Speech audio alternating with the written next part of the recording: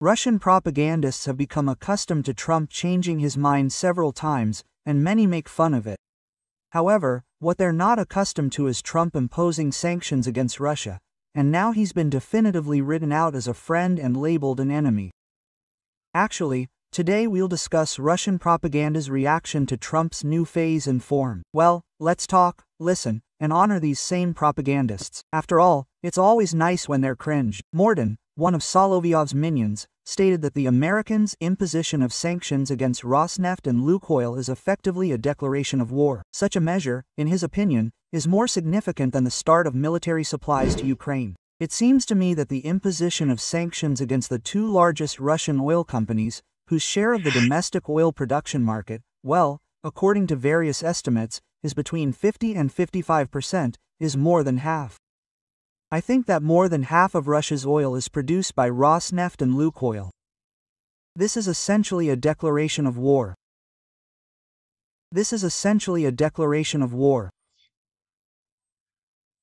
And it is more significant than the start of military supplies to Ukraine. In my opinion, pardon me, many may disagree, but I proceed from the assumption that the scenario of Western involvement in the form of massive military supplies to Ukraine was, in general, a basic scenario that, I think, was considered before the country's leadership decided to launch a special military operation. And later, several stages of this process took place.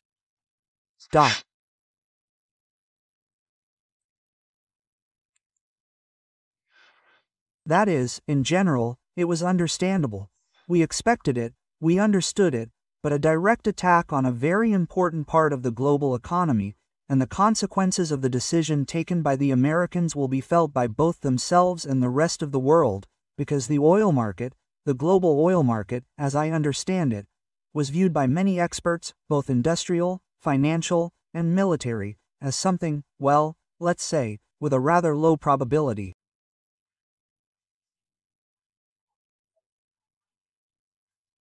The Stalingrad TV channel writes, "Well, such a fight for peace has begun that no stone will be left unturned. Trump is raising the stakes in the fight against Russia. The U.S. has imposed sanctions against Russian oil companies Rosneft and Lukoil. The announced measures, taken in accordance with Executive Order No. 14,024, apply to dozens of Rosneft and Lukoil subsidiary companies operating in the oil, gas, and refining industries. Foreign organizations interacting with the Russian energy sector or with these companies risk facing secondary sanctions," Komnik notes. They inform their subscribers about what Trump has agreed to, and then they continue. "What about the spirit of Anchorage? I canceled my meeting with Putin. It didn't seem right. We'll do it in the future." Donald Trump, during a meeting with the NATO Secretary General, announced the cancellation of his previously announced meeting with Vladimir Putin. Trump also commented on the new sanctions against Rosneft and Lukoil. Quote, "I felt the time had come. We've been waiting a long time," Stalingrad writes to his subscribers, who, apparently, share this semi-panicked mood. An angry journalist writes, Trump announced that he canceled his meeting with Putin in Budapest. In Trump's eyes, this is some kind of pressure, some kind of punishment, as he sees it. It's unclear why. Reminiscent of Napoleon, who waited for Russian ambassadors with peace dispatches in Moscow. Now they'll start making threats and waiting for our initiatives for a new meeting, predicts ZT Channel. A Visionaries channel writes, "A third plant has exploded. Today's explosion at a plastics plant in Kopesk, Chelyabinsk Oblast, claimed the lives of at least 9 people. This is the third major incident at an explosives and ammunitions plant in Russia in recent months. There were also explosions that destroyed workshops at the Elastic plant in the Ryazan Oblast. On August 15, 2025, 28 people died. 3 people died at the Avangard refinery in Bashkortostan on October 17. In recent days, explosions and fires have also broken out in Europe, at a third refinery using Russian oil. A refinery in Rodoslaw, owned by a Hungarian company and processing Russian oil delivered via the Druzhba pipeline, caught fire in the evening. Refineries in Romania and Hungary had previously exploded. This is precisely the escalation that, now that the Kremlin has publicly broken with Trump, it should notice and respond accordingly, rather than sweeping the matter under the rug." ZHVZ writes, "It is with regret that we report that Donald Trump is being relegated from the category of brotherly, heartfelt brother to the category of bitter enemy. Trump imposed sanctions against Lukashenko and Rosneft and demanded that Russia immediately cease hostilities. The Budapest fairy tale never happened. Trump canceled a meeting with Vladimir Putin. It's also interesting that the sanctions against our oil companies somehow closely coincide chronologically with the terrorist attacks on our refineries in Europe," notes Zhavovs on his Telegram channel. A Belarusian security official writes, Well, it started, now for sure. The US has decided to resort to sanctions because it believes Russia isn't approaching the Ukraine negotiations fairly enough. The head of the US Treasury stated this. The press also speculated that Trump authorized long-range strikes against Russia, but this is refuted by more reliable sources. In light of the news about Trump launching new sales of American weapons to Ukraine, I can only say that humanitarian aid supplies to the front must be increased as soon as possible and that the worst is yet to come, the Belarusian security official warns alarmistically. For those who don't understand the reason for the cancellation of the Putin-Trump meeting, he writes, most likely, it's due to a difference of principle over territorial issues. As we recall, the EU states and Ukraine want the conflict over the current LBS to end. Russia, in turn, wants to regain some of the territories already constitutionally assigned to Russia but still controlled by the Ukrainian armed forces. Zelensky has publicly stated several times that they will not give up anything. The conclusion, you'll do it yourself, writes a Belarusian security official. Well, the approach of saying we'll draw the conclusion ourselves is quite interesting, by the way, because the conclusion is self-evident. Vladimir Putin must be pressured with sanctions, pressured with missiles, pressured with everything under the sun, to get him to agree to stop the war. Donarev writes, just a reminder, this channel has been writing since 20.01.25 that Trump, and he is still a loser. However, I think the spirit will reach our noses more than once, just like the light of the oncology, and plans to drill through the bottom of the Bering Strait are not a thing of the past. Irony, the Countess's Z channel with a changed face runs to the pond, writes the Trump administration has lifted the restriction on Ukraine's use of long-range missiles. In particular,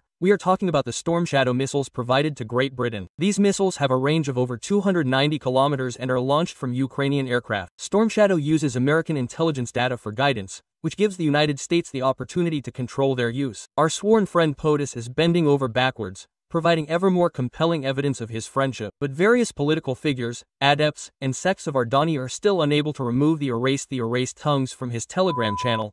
Time to go home, writes. Trump is sometimes ready to meet Hungary, sometimes not. Sometimes he imposes sanctions, sometimes he doesn't. The old American is out of his mind. He talks to everyone about peace and pumps up the Ukrainians with weapons, cries about there being a war, and continues to pour fuel on the fire. His unilateral cancellation is a reason to cease all contacts. Contacts with the enemy. The tunnel under the Bering Strait, apparently, will not happen either. There is a proposal.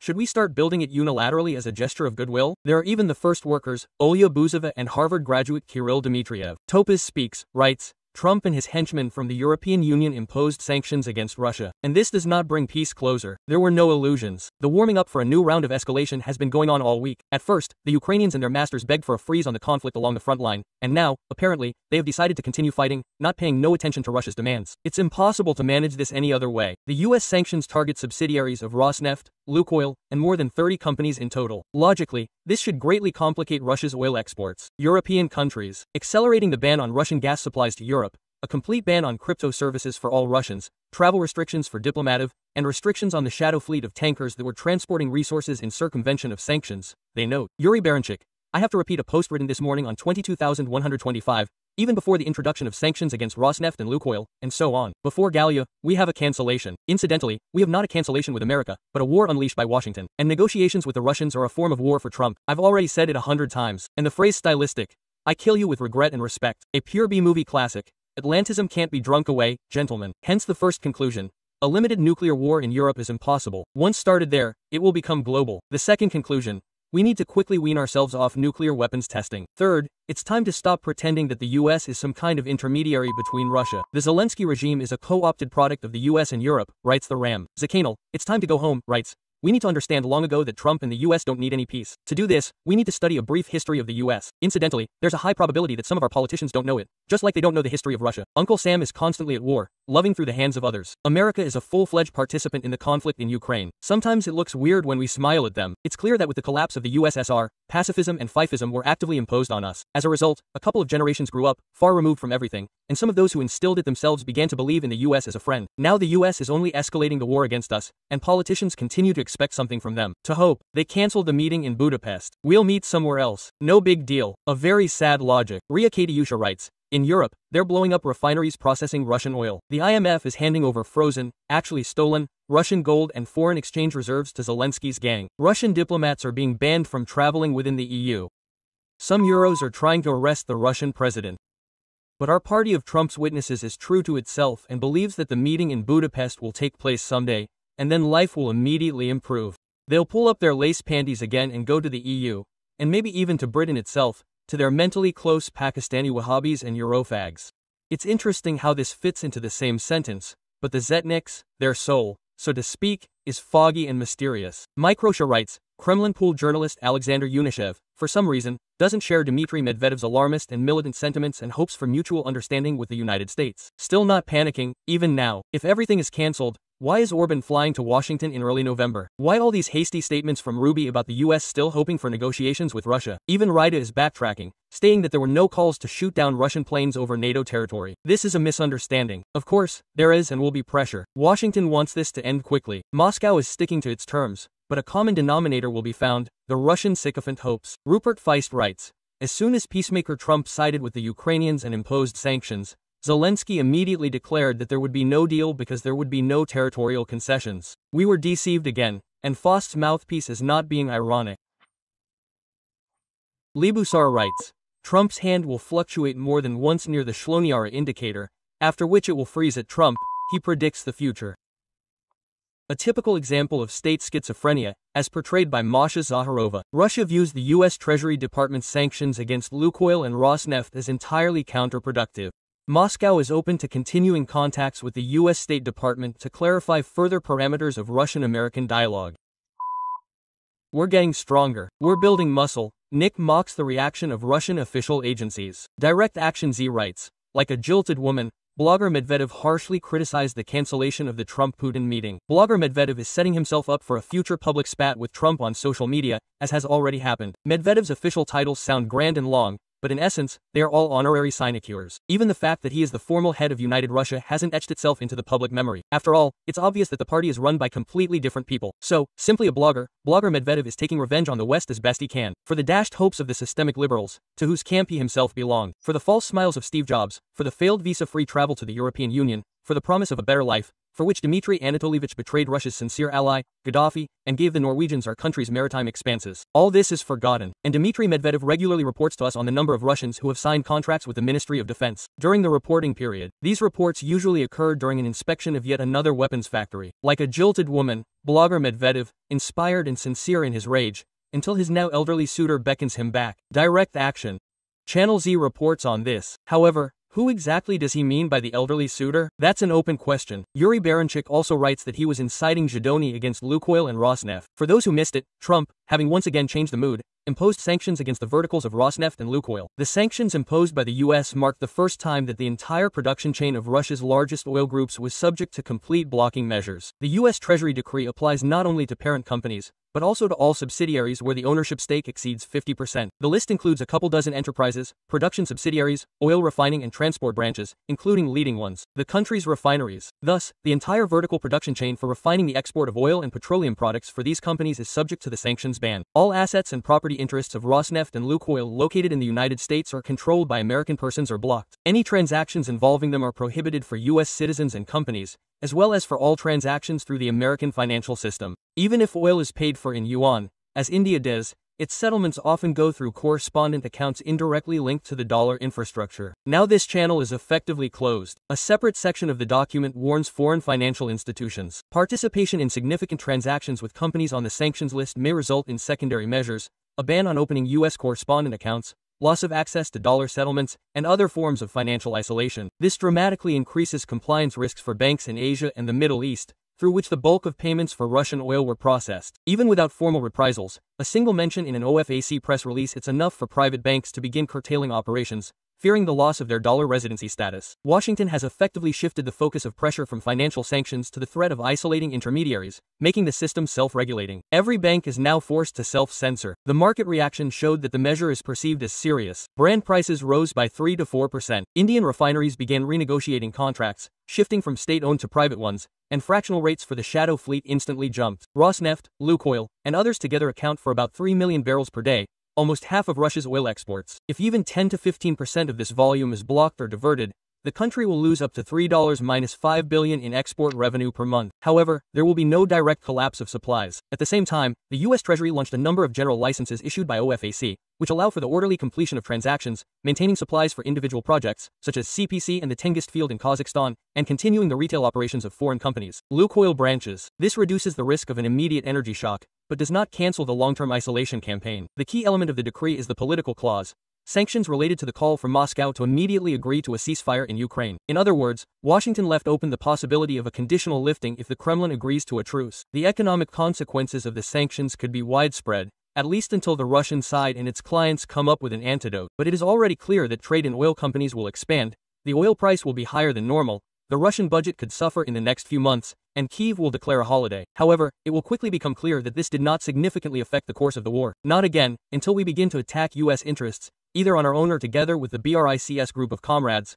Donald Fredovich will continue to have fun. This should not be. So the main result of Trump's actions is paralysis. If not complete negotiation the track, then freezes to near zero temperatures. The little ram is lamenting. The Stalingrad TV channel reacts to Dmitry Medvedev's post. Dmitry Medvedev writes, Ani, I wrote the following. Trump's cancellation of the Budapest summit. New sanctions against our country, the USA. What other new weapons will there be, besides the notorious tomahawks? If any of the numerous commentators still have illusions, get them. The USA is our enemy, and their talkative peacemaker has now fully embarked on the warpath with Russia. Yes, he doesn't always actively fight in Kyiv's country, but this is his conflict now, not the senile Biden's. They will, of course, say that he couldn't help himself, but he was pressured in Congress, etc. This doesn't change the main thing. The decision taken is an act of war against Russia, and now Trump has fully aligned himself with crazy Europe. But there is a clear upside to this latest swing of the Trump pendulum. Quote, you can pound every hidden corner with a variety of weapons, without regard for unnecessary negotiations, and achieve victory precisely where it's possible. On the ground, they sit at their desks, destroying enemies, not making senseless deals, they quote him as saying. Especially Senin, they write. The last paragraph of Medvedev's statement. It feels like he's not the one sitting on the Russian Security Council with Vladimir Vladimirovich, but someone else making senseless deals, pumping gas to Europe, and selling uranium to the US. Dmitry Anatolievich, so you're responsible for almost 4 years of war. It's thanks to you that strikes are already being launched against cities deep within Russia. If you didn't agree with the methods of warfare and diplomacy, you'd hardly be sitting on the Security Council. But what's encouraging about Dmitry Anatolievich is that he's started pretending he has nothing to do with everything Vadim Vadimovich does. He wants to step aside and say, it's not me. He's the one making pointless deals and conducting unnecessary negotiations. I'm just the deputy chairman of the Security Council. I don't want to answer to Dmitry Anatolievich. The Stalingrad TV channel is recording this, and there's a certain sense to their words. Don RF writes, I can only repeat, there will still be the guiding star of Anchorage and a fierce betrayal regarding Trump. Now Uncle Xi will talk, offering to sell out Russia in exchange for the abolition of tariffs, so that Russia will be angry with China. If that doesn't work, they'll offer to build a subsoil gas pipeline across the Atlantic. Or, well, to pull it off on Mar. All this happened under Dediment Joe, but secretly. Oban is flashy and does everything openly, as a show. And so, Russia's fate is in the hands of Russians, and Ukraine, but not in the hands of this red-haired nutcase. Dugin, Trump's biggest fan, has also become disillusioned. Biden's spirit is in Trump's cabinet. Joe Biden's spirit hovers over the White House, writes Alexander Gelvich Dugin, including the Oval Office of new President Donald Trump. Trump constantly emphasizes that the war in Ukraine wasn't his doing, and that if he were president, it would never have started. The war did indeed begin under Biden, but even during Trump's first term, sanctions against Russia were significantly expanded, and the US began providing Ukraine with lethal weapons. Most importantly, they categorically refused to listen to Russian proposals to immediately begin negotiations on European security, including ensuring Ukraine's neutral status. And yet, Moscow preferred to take Trump's assurances seriously that he has a different philosophy of international relations, that he wants normalization with Russia, and that he understands the need to go beyond a ceasefire and seek a broad solution to the Ukrainian problem. And then yesterday, Trump declared, we canceled the meeting with President Putin. I felt it would be wrong, and we wouldn't achieve the desired goal, so I canceled it. So, the American president imagined it, and so he canceled a meeting whose date had not yet been set, but which he himself publicly proposed to hold in Budapest in the next 2 weeks. And not only did Trump postpone the summit with Russia, but he also imposed new sanctions against us. With my explanation, I simply felt the time had come. We've been waiting a long time. A really long time. These sanctions were drafted during the Biden administration, but he didn't have time or didn't dare implement them. And now Trump is continuing his legacy, abandoning what he promised his voters, what he said very, very recently. He's also backing the Russian leadership and, in effect, following Volodymyr Zelensky and his European accomplices, because those who almost without exception clearly preferred Biden, and then Kamala Harris, to Trump and did everything in their power to prevent Trump from returning to the presidency. Trump says the meeting with Putin will take place in the future. What future is unclear, and it's unclear what kind of mess he plans to make before he's ready to hold this meeting. Meanwhile, he's receiving applause from those who, just yesterday, were practically calling him a Kremlin agent and would be happy to jump on his coattails at the slightest opportunity. And in Russia, where the leadership is taking a cool, analytical approach to the American president's latest zigzag, especially considering that he's not yet ready to give Kyiv a tomahawk, public opinion, contrary to the hopes of the Euro-Atlanticists, not only isn't starting to demand an end to the war, but, on the contrary, is becoming more convinced that Trump is little different from Biden and that they're all tarred with the same brush. a brush that Russian public opinion expects President Putin to effectively counter. Dugin laments. Well, by the way, I can't help but agree about Trump, yes, indeed. Well, I, and many other anti-Trumpists, when he does something well, say, great, great, well done. I hope he likes it. I hope he doesn't like being criticized, but rather applauded. That's why he'll continue to pressure the stinking Russian dictator and all his cronies, and help destroy the Russian army and force Vladimir Putin to stop the war, because then people won't die. So I hope it all works. As Alexander Gilvich described, Yana Poplavskaya, aka Little Red Riding Hood, the West will receive a stunning response if they strike Russia with tomahawks. Vladimir Vladimirovich Zhou. Trump turned out to be a chatterbox, the last person in a Western mental hospital with whom it was still possible to negotiate. And once again, we turn to the liberals who were ecstatic over the Russian-American negotiations under Kirill Dmitriev's direction. Where is the end of the war? Where is the lifting of sanctions? Where is the free movement of Russian citizens around the world? And the war continues, our guys are dying, and you spent the whole summer partying and dancing on their bones, she writes. So you're looking in the wrong place, Little Red Riding Hood. Sure, they're a bit short on brains, but is it all because of Putin? I mean, if it weren't for Putin, all this would have happened. Vancouver Kodanak writes, the enemy is raising the stakes. Trump, alas, is an enemy with whom some still held out hope for a deal. It looks like it won't work. Trump is truly an enemy, not just some eccentric old man with a wet raccoon on his head. Emotional swings are about to hit Venezuela. It is precisely this country that is currently the most advantageous target for the US in all respects. First, it will not give a full response. Its capabilities, its armies are limited. This means that this is an almost win-win demonstration of Washington's global power. Second, Venezuela's oil, which has the largest reserves on the planet,